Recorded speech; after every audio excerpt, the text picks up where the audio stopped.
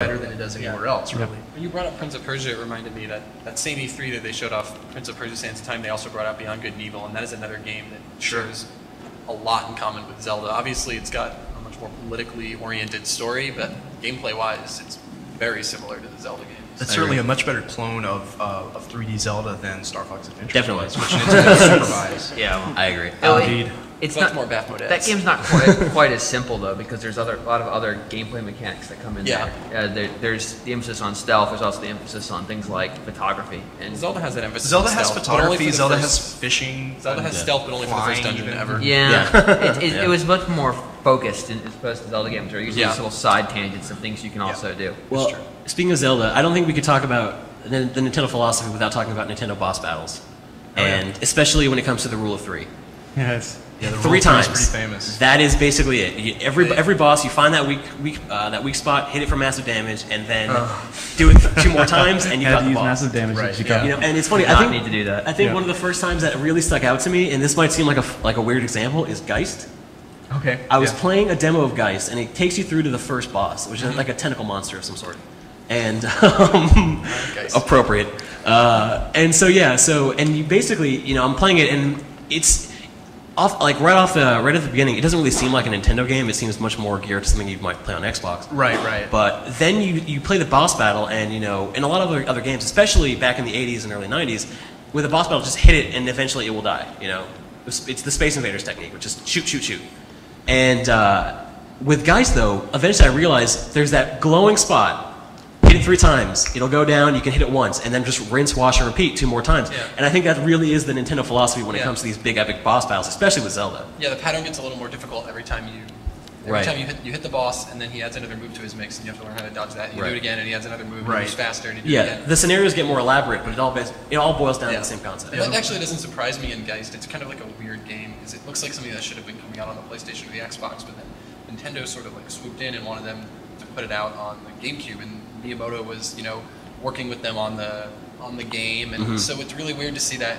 You can definitely see like the influence of like where they sprinkled on the Nintendo dust. Oh yeah, totally. It's this specific part and this specific part, and then the rest of it, like not at all. But now, I mean, you talk about the rule of 3, though. Do you think that's actually been so overdone now? Because I know that there are complaints now that every single boss battle you just hit them 3 times. It's very predictable. Aren't there games that even play on it? I mean, I feel like I've played games that play on that rule of 3 where you think it's gone after 3 hits and then it comes back. I'm hoping 3D Dot Heroes is going to really twist that around. But I feel like I've played games that do it. I just can't remember any of them. So I don't want to get too much into Geist here. We've actually had 2 episodes about Geist, which is a very interesting game. It's overlooked. A lot of you probably aren't all that familiar with the details of it. But we do a feature called Retroactive where we go back and play games from the past that we don't know much about or that we miss or that we just think are really interesting, and we try to get the audience to play along too, and we have a forum thread, we read comments from the forum, and we talk about these games, and Geist is a very special one to me because on one of the episodes where we talked about Geist, we actually had Jeff Callis come on. Jeff currently works for Penny Arcade, and he's one of the guys who organizes this whole event here at PAX. But in another life, Jeff was an associate producer at Nintendo of America, and so he was very heavily involved with the development of Geist, and he had some amazing insights on some of the design decisions. It was really cool to be able to look at a specific puzzle in the game and ask him, why did you do it this way? It's really strange, it's funny, or did you, what were the challenges? So it's kind of an interview, but it's more of a conversation, and Jeff helped us get this panel as well, so I just want to give him a shout out. He's a great guy. If you see him around, say thank you. Yeah, I've known him for a while, and he's a really good guy. So I think we need to move on a little bit. One thing before we go is I did want to ask, why do we, as adults, this is a live Nintendo podcast for grown-ups, so I wanted to ask, as adults, maybe in general or us individually, why do we still play Nintendo games? Or why are we interested in them? I'll go first, which is ironic because I think I probably play the least Nintendo games of anyone in this room right now. We don't send them review copies anymore, so that's I mean, every now and then a Nintendo game will come out that I absolutely have to play, like Super Mario Galaxy. Like, there's no way I'm going to miss that. And the reason I want to play that game is because I know it's going to be perfectly designed and it's going to like scratch that itch for like the most addictive gameplay possible. It's just that I don't honestly don't feel like they put enough of those games out anymore. Yeah, I mean that might be the case for you, but I mean, a lot of us, as we get older, we get more into, all of us, I think, have Xboxes or PS3s or both. And, we all play, like, the big epic games that don't usually come out on Nintendo systems. But With Nintendo, I mean, they like I've been saying the whole panel, it boils down to a really specific key essence of what that game is. And yeah, like Mike said, it just scratches that itch. Like it reminds you of being a kid. Like comfort food. Exactly. Like when you play Super Mario Galaxy, even though it's a vastly different game, it gives you that same feeling of when you play Super Mario Brothers. You know, of trying to get that jump, trying to figure out how to use this item to get to where you need to go. It's a very specific kind of experience that I think you can really only get with Nintendo. I think that's a very intentional effort on Nintendo's part to bring back those experiences and those feelings about their older games. So, John, you're the oldest member of our panel. Thank you, Johnny. Senior Thank you for reminding me. I think the reason why I still play them is because one of the things I had down on my list was that there really is no target audience for their games. Whereas other, Sony, Microsoft, you can tell there's definitely an adult target audience for their games. Focus testing, yeah. stuff like that. And I just like the fact that with Nintendo games, for the most part, I can bring anybody into the room and say, hey, sit down, play this game with me. You'll have a good time. Also, the fact that they're always quality experiences. Yeah. They're very, very polished. Yeah. Almost to a game. That's a good point. I just generally, with very limited exception, regardless of what the game is, what its structure is based around, they're fun games. And because the culture there, and I trace all these traits to a sort of a culture that's developed within the company. So not a single individual, but something that happened as they created games that followed this kind of simple gameplay mantra, and then the people who that attracted to the company. They're designed to be fun, and that's kind of why I play games, is to have fun. Well, there's no corporate agenda like here, buy our Blu-ray player or something like that. Absolutely. There's like software first and tech second. Yeah, the developers there have a unifying vision, which is to create a gameplay experience that's enjoyable. Yeah. Do you find that you don't necessarily expect or need that when you play games on other systems or from other developers? I mean, sometimes there are different reasons to play games, not just purely to have fun. Sometimes more complex. I think kind of. If I can elaborate on that for a bit, I think with a lot of developers, especially on consoles that are really pushing technology and really pushing the latest bleeding edge, is that they want to create technology that happens to be fun. If you look at GTA, it's a really awesome game. It's so fun. Everybody should play it. But what's the main selling point on that? It's like New York City. You can walk around it. It's we realistic. built this city. Yeah. It's almost as a half counter example, half supporting example. If you look at a game like Uncharted 2, where it's expertly designed to the T, everything is perfect in that game, but it does the exact opposite of a Nintendo game. Instead of focusing on gameplay and having a very small set of abilities, Uncharted 2 gives you this giant Hollywood action movie to experience instead. It's focused on storytelling, and the gameplay is really in service of that. It's focused on storytelling, but on the flip side, the gameplay is spot on perfect the whole game, which isn't something you could say about a lot of other games that try and focus on storytelling. I think an interesting internal counterexample would be both the Fire Emblem and the Advance Wars games, which are, especially the Fire Emblem games, which are have a punishment system, basically, where if you screw up, you lose people, so you get punished. It's interesting because both of those are fairly simple. If you wrote down all the rules of how to play Advance Wars or Fire Emblem, it wouldn't take, you wouldn't fill up very many lines to describe how that game is played. But to be successful, it becomes much more complicated procedure. Yeah, because they are strategy games. So they basically follow the simple rules up to the point where they decide that they don't apply anymore, and they become more difficult, more story-driven. But at the same time, they're still very simple for the genre. Okay, well, I think that's going to wrap up the feature for now, pending your questions. It's time for Q&A. Yeah. So audience participation is a big part of our podcast. Normally we read emails, and sometimes usually they're the best part of the show. Yeah. People ask amazing questions, and we talk about them at length. So I would like to hear from everybody. I don't know if we'll have time, but I hope everybody will think of a question. And you can ask us anything. It doesn't even have to be about Nintendo. It can be related to Nintendo. Even if you want us to have console wars up here, we'll do it. Oh yeah. So are we queuing people up, or how's that gonna work? Yeah, I guess raise your hand. I don't know if we don't have enough people here to form a line. All right. I think, but that guy, this gentleman in the red shirt will come to you. Yeah. And we're happy to talk about anything past, present, or future. So we're not. I don't know if we're experts, but collectively we have a good knowledge base, I hope.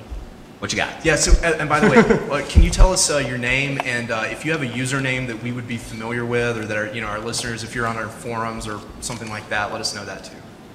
All right. My name is Jason Kenny. I'm a Perl hacker, or liaison, and I don't think I have any username that's on your forums, but I generally go by Bloody Celt on any online avatar or forum or whatnot. So if you go to any other gaming sites and I happen to be there, it's most likely me. It's okay though. I'm sure you read the okay. Yeah. So you were mentioning Dragon Quest VIII and talking about like Nintendo design and whatnot. And I'm not entirely certain that it's about Nintendo design more so that makes that one like, you know, the Dragon Quest series as a whole stand out. I think it's partially also the fact that unlike other RPGs by companies I shall not name, where they like to put in mini games or, you know, things where it's like you have to hit this button as fast as possible. You know, they're the same company now. More interesting, or essentially try to get people outside of the core Japanese RPG market. Dragon Quest is at least up to 8. I haven't played the others. Has attempted to stay to the root, like their roots, and just basically, we are a traditional Japanese RPG. We're going to just take that and try to make that as fun as possible. And one of the things I really liked about 8, other than, you know, which is different than most other games in general, is that when you say go to a town, as you're approaching, you don't see like this archway with black, you know, there because it hasn't loaded it in. You walk through, and maybe this might stutter, but it's very seamless. Like you feel like as if like it loaded everything, every room, every dungeon, and everything is all. It feels like it's preloaded. It feels like it's a seamless, immersive world. And I feel like one of the things that I feel is lacking in a lot of games, even Nintendo games, is this like consistency and immersion in the world that you feel like as if this world is kind of believable. An example would be, say, that stupid gear thing in Twilight Princess, in which that is like how you unlock a certain area in that game. I feel like detracted significantly from the gameplay because it's like, what's this purpose of this item aside from basically being like, you have to beat this level in order to get to this area, you know, rather than like, hey, here's this flute that sends you to this location here and also happens to also unlock level 7, like the original Zelda. Yeah. I feel like in some ways like Nintendo sometimes loses its way in terms of focusing more on like these gameplay elements and less on like trying to also just make the game immersive, make you feel like, you know, you're in the game. I think Nintendo really needs to work on their world building. Their games are so mechanical. I mean, they really show what they're, like you said, they show what they're about on their sleeves, and they're not really trying to hide anything. And I think there's some pros to that, but you know, as gaming matures and you can really see the competition catching up on the mechanics in a lot of cases, I think they would benefit a lot. Actually, Carl mentioned Okami before the show, which is, you know, as you know, a very Zelda-like game from Capcom. Beautiful, and I think the great thing about Okami is that it plays very much like Zelda, but the world is so much more interesting and integrated, and there's an art to it, there's a design to it that you're not going to get from a Zelda game. It's very cohesive and all put together. I agree. And I think he also made a really good point about Dragon Quest maybe seeming like it's like Nintendo, but I think it's because Dragon Quest has stayed so true to its 8-bit roots, and maybe that's why it seems like a Nintendo game, because it's very centered on that, you know, mid-'80s gameplay ideal, which is something that's such a big part of Nintendo. So maybe that's why it seems so much like Nintendo. They kind of come from the same place. They're not necessarily influencing each other all that much. I think you mentioned something else that a lot of Nintendo games do is they try their damnedest not to have any loading screens at all. Yeah, that's what I was going to say. It's like a giant reason that the GameCube's on those tiny discs is because it's easy to scan and it'll load in things faster. It's harder to pirate. That's the other reason.